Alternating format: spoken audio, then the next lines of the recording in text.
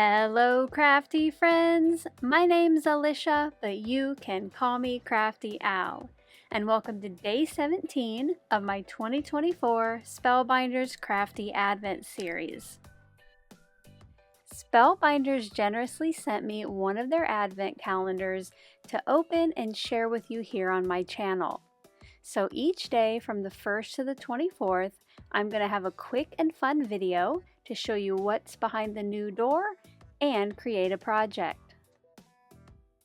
For day 17, the gift was a set of 4 nesting dies. They make some frames that on the edges have postage stamp looks, and the smallest has a little hole at the top like it could be a tag.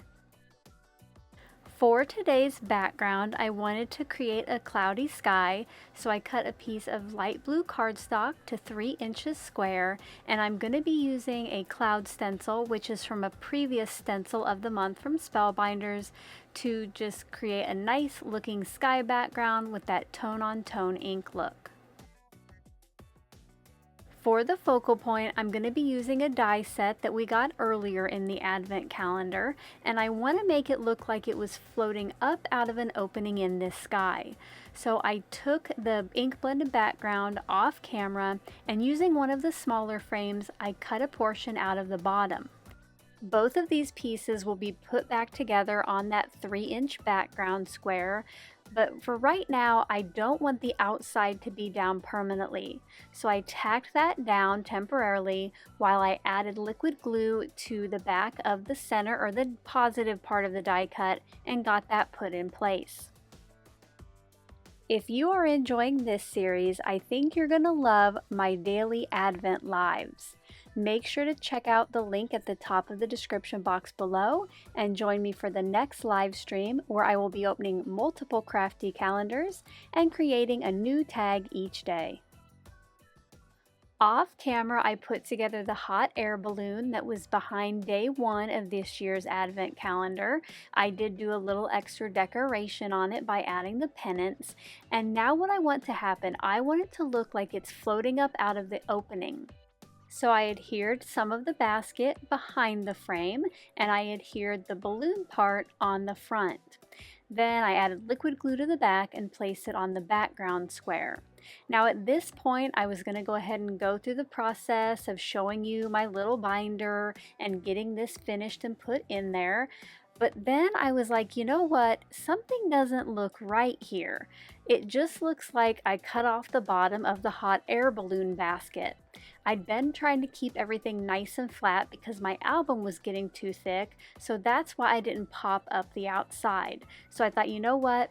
I need something so you can tell a difference between that middle portion and the outside. So what I did is I used 2 of the nesting dies that we just got, and I cut a white frame. Now ideally this would have went behind the top of the balloon, but since that was already adhered down, I did tack it in place, the bottom and the edges, with liquid glue, and then with my fingernails I made little indentations where the balloon would be. Then very carefully, using an X-Acto knife, which I don't really care for, I cut away the part of the frame I didn't need. Now this was a few extra steps, but I think this little added touch gets my point across a little bit more. Let me know what you think down in that comment section below. Once I was happy with today's little faux Polaroid, I got it added to my little Advent album.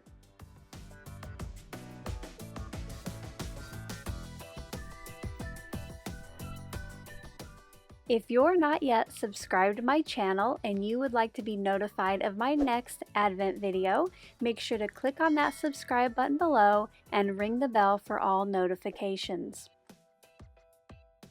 Thank you so much for taking the time to watch all the way to the end of the video. I hope now you'll consider clicking on one of the videos or playlists I have linked above. And if you are interested in any of the products or tools I used in today's video, I do have some links in the description box below.